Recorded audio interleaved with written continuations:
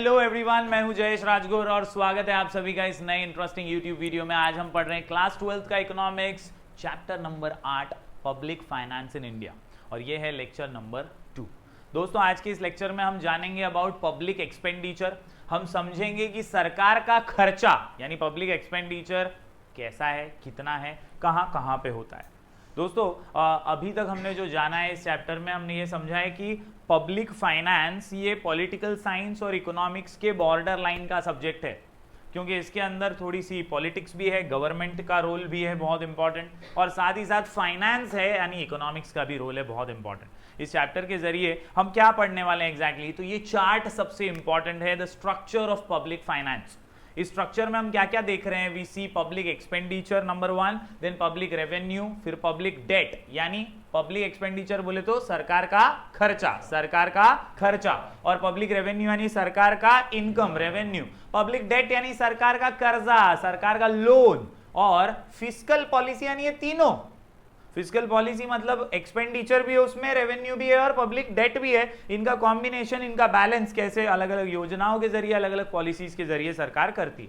और आखिर में आता है फाइनेंशियल एडमिनिस्ट्रेशन यानी मैनेजमेंट, जिसमें बजटिंग होती है, बजट बनाए जाते हैं। तो ये पूरा चार्ट ही अपना पूरा चैप्टर है जो एक एक करके हम हर लेक्चर में सीखने वाले हैं। आज का अपना टॉपिक क्या है, पहला पब्लिक एक्सपेंडिचर यानी सरकारी खर्चा। क्या है आज का टॉपिक, सरकारी खर्चा, पब्लिक एक्सपेंडिचर। दोस्तों, what exactly public expenditure is? तो it is that expenditure which is incurred by the public authority.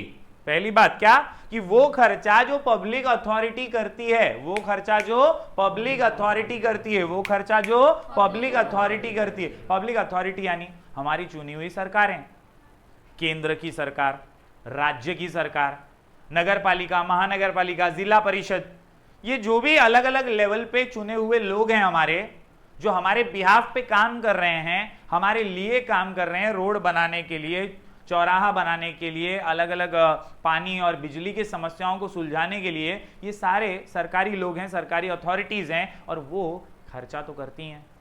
उन्हीं के एक्सपेंडिचर को पब्लिक एक्सपेंडिचर कहा जाता है। Okay, so central, state and local bodies for protection of their citizens, for satisfying their collective needs and for promoting their economic and social welfare.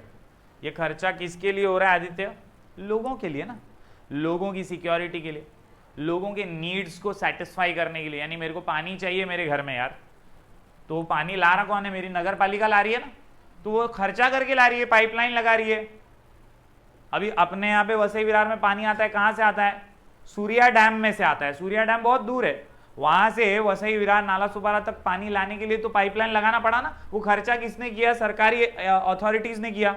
ये उनका public expenditure हुआ। समझ में आ रहा है? सो अलग अलग कलेक्टिव नीड्स को, लोगों की नीड्स को प्रोमोट करने के लिए, उनके इकोनॉमिक और सोशल वेलफेयर को सरकारी अथॉरिटीज खर्चा करती हैं। टिल 20th century, 20वीं सदी तक, the majority of the governments had adopted a policy of laissez faire. 20वीं सदी तक ज्यादातर अथॉरिटीज ने, ज्यादातर सरकारों ने जो नीति अपनाई थी वो थी लेज़र-फेयर पॉलिसी। लेज़र-फेयर का मतलब होता है सरकार का कोई इंटरफेरेंस नहीं होगा। तो सरकार का मेन ध्यान जो होता था वो लॉ एंड ऑर्डर पे होता था, एक्सटर्नल अटैक्स से हमको बचाने में होता था, और इसीलिए सरकार का ज्यादातर खर्चा उन्हीं चीजों में होता था, क्योंकि सरकार बाकी चीजों में इंटरफेयर करती ही नहीं थी। उसकी पॉलिसी थी laissez faire policy. Under this policy the functions of government were restricted to obligatory functions only. Laissez faire policy में सरकार का मेन काम क्या होता था? Obligatory function. ऑब्लिगेटरी अपन ने कल ही पढ़ा, कल के लेक्चर में, क्या कि ऑब्लिगेटरी वो होते हैं जहां सरकार एक्सटर्नल अटैक से देश को बचाती है, लॉ एंड ऑर्डर और डिफेंस को मजबूत बनाती है। वो मेन काम है, सबसे मेन डिफेंस को संभालना, और उसी पे सरकार ज्यादातर एक्सपेंडिचर करती थी। लेकिन but the modern governments not only perform the obligatory function such as defence and civil administration, but also perform optional function, but also perform optional function, but also perform optional function भी आप perform करने लगे। इसलिए आप देखो ना, हर party का नेता आता है, अपने से वोट क्या बेसिस पे मांगता है? हम विकास करेंगे, हमें वोट देना, हम डेवलपमेंट करेंगे। हर नेता यही आके बोलता है आजकल।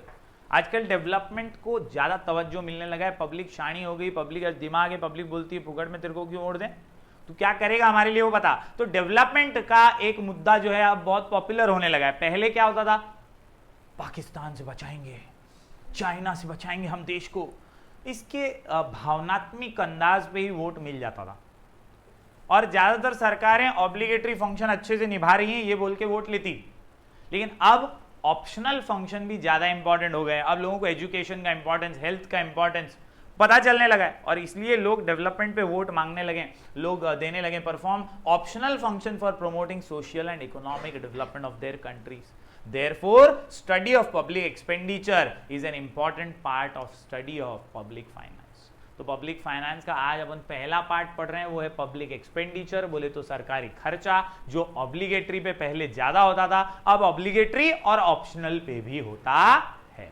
समझा क्या? तो ये है अपना कच्चा चिट्ठा। कुल मिलाकर के 4 टाइप के खर्चे।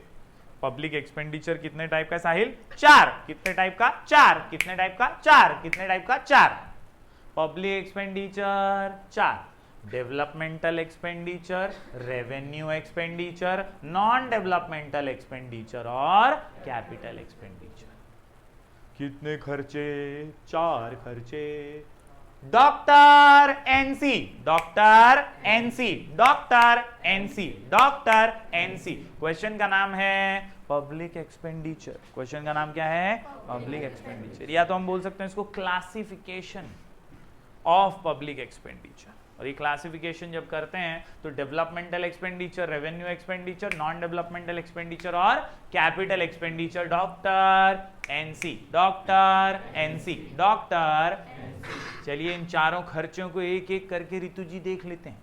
सबसे पहला डेवलपमेंटल एक्सपेंडिचर। आहा, सबसे पहला है डेवलपमेंटल, नाम में ही इसके लिखा हुआ है डेवलपमेंट। क्या लिखा है? डेवलपमेंट। क्या लिखा है? डेवलपमेंट। क्या लिखा है? तरक्की, विकास। हम विकास करेंगे, हम डेवलपमेंट के लिए खर्चा करेंगे। ये पूरा एक्सपेंडिचर जो है ये किसके लिए है? डेवलपमेंट के लिए ही है, डेवलपमेंट से जुड़े हुए कामों के लिए है और इसीलिए it is called as productive in nature. मतलब इससे वो काम होगा जिससे प्रोडक्शन बढ़े, इससे वो काम होगा जिससे देश की तरक्की का रेट बढ़े। The expenditure which results in generation of employment, increase in production, price stability is called as developmental expenditure. Employment बढ़ता है, प्रोडक्शन बढ़ता है, प्राइस स्टेबिलिटी देश में आती है। मतलब ये वो खर्चा है जिससे हम नौकरियां बढ़ाने की कोशिश करेंगे, हम नए इन्वेस्टमेंट्स करेंगे, इंडस्ट्रियल औद्योगिकरण जिसको बोलते हैं इंडस्ट्रियलाइजेशन, वो करेंगे। इससे हम प्रोडक्शन बढ़ाएंगे मशीनरी में इन्वेस्ट करते हुए और इससे हम हमारे प्राइजेस को स्टेबल करने की कोशिश करेंगे। बाहर से हम कम खरीदेंगे, खुद ज़्यादा उगाएंगे, ज़्यादा कल्टीवेट करेंगे तो प्राइस उतना ज़्यादा अफेक्ट नहीं होगा, प्राइस में स्टेबिलिटी आएगी, डिमांड और सप्लाई को अच्छे से समझ पाएंगे। कॉन्सेप्ट समझ रहा है क्या? सो समवेयर और the other the expenditure which is productive in nature is called as developmental expenditure. For example expenditure on health and education. पढ़ेगा इंडिया तो बढ़ेगा इंडिया, बढ़ेगा इंडिया तो पढ़ाई लिखाई पे इन्वेस्ट करेंगे तो पढ़े लिखे लोग अच्छी सोच के साथ आगे बढ़ेंगे और नए इन्वेस्टमेंट्स करेंगे। हेल्थ और एजुकेशन, इंडस्ट्रियल डेवलपमेंट पे ध्यान देंगे, नई नई इंडस्ट्रीज यहाँ पर, नए नए उद्योग यहाँ पर खुलेंगे, बनेंगे तो अच्छी प्रोडक्शन होगी। इसके अलावा सोशल वेलफेयर और रिसर्च एंड डेवलपमेंट, जिससे हम खुद हमारे यहाँ पर कल्टीवेशन ज़्यादा कर सकें, नई नई रिसर्च के साथ, इनोवेशन के साथ आगे बढ़ सकें। तो ये पहला खर्चा जो पब्लिक एक्सपेंडिचर है वो है developmental expenditure. Doctor NC, doctor NC, D से डेवलपमेंटल एक्सपेंडिचर, डी से। आगे बढ़ते हैं दोस्तों, आर से रेवेन्यू एक्सपेंडिचर। ये शब्द बड़ा ही संगीन है, रेवेन्यू। रेवेन्यू एक्सपेंडिचर ये जो सरकार का है ये डे टू डे फंक्शंस के लिए है। काय के लिए है? डे टू डे फंक्शंस के लिए। काय के लिए? डे टू डे फंक्शंस के लिए। काय के लिए? रोजमर्रा के खर्चे भी तो होते हैं सरकार को, हैं? मतलब पेपर प्रिंट करना है, मतलब समझ रहे हो कि नहीं? ये सब जो रोज के खर्चे हैं ये करने के लिए भी तो सरकार को पैसा लगता है ना भाई। Daily activities of the government departments में अलग अलग खर्चे होते हैं, various services, it is incurred regularly, for example administration का कॉस्ट, कोर्ट कचहरी है उसमें भी कामकाज होता है, उसको चलाने के लिए वकीलों को, जजों को अलग अलग पेपर लगते हैं, उसमें खर्चे होते हैं, फाइलिंग और प्रिंटिंग के खर्चे होते हैं। एडमिनिस्ट्रेशन कॉस्ट सरकारी स्कूलों में लगता है, सरकारी अस्पतालों में लगता है, सरकारी पुलिस चौकी में लगता है। कहीं ना कहीं दोस्तों ये सारा एडमिनिस्ट्रेशन कॉस्ट बेयर कौन करता है? सरकार ही तो करती है। ये खर्चा सरकार ही करती है ना, उनकी तनख्वाह देना वगैरह, salaries, allowances and pensions of the government employees, उनके medical bills and public health services etcetera. तो कुल मिलाकर के जो डे टू डे है वो revenue expenditure, day to day है वो revenue expenditure, day to day है वो। अरे समझा क्या? पहला पॉइंट क्या था? Developmental expenditure, productive in nature. दूसरा पॉइंट क्या है? रेवेन्यू एक्सपेंस, जो डे टू डे है वो रेवेन्यू एक्सपेंस, जो डे टू डे है वो रेवेन्यू। याद रहेगा क्या?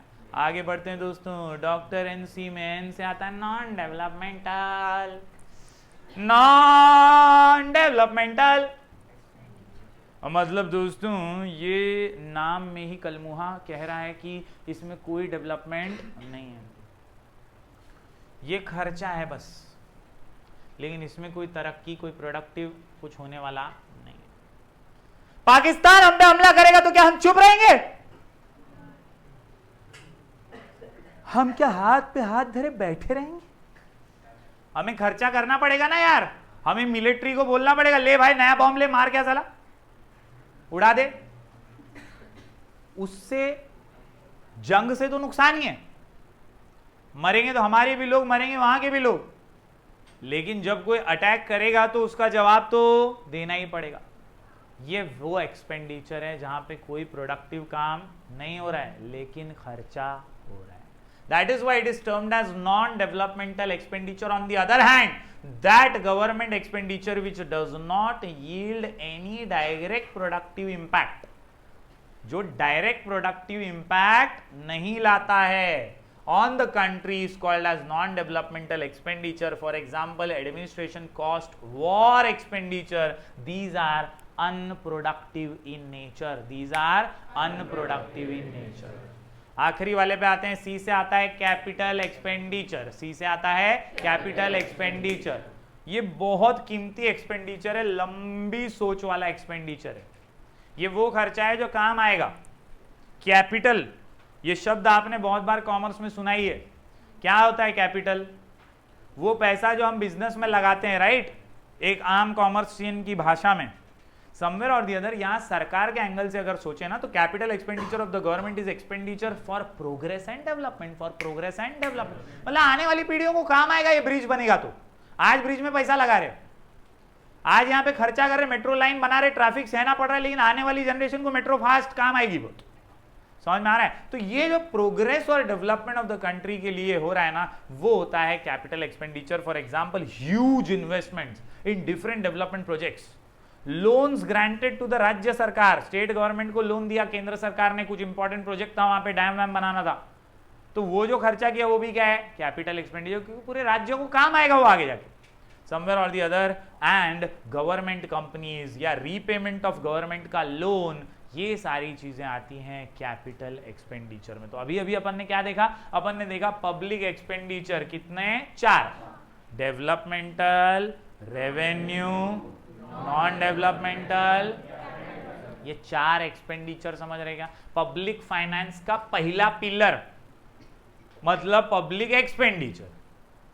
इस पहले पिलर में अपन ने देखा 4 important points, doctor NC, doctor NC, doctor NC. D से डेवलपमेंटल एक्सपेंडिचर, आर से रेवेन्यू एक्सपेंडिचर, एन से नॉन डेवलपमेंटल एक्सपेंडिचर और सी से कैपिटल एक्सपेंडिचर।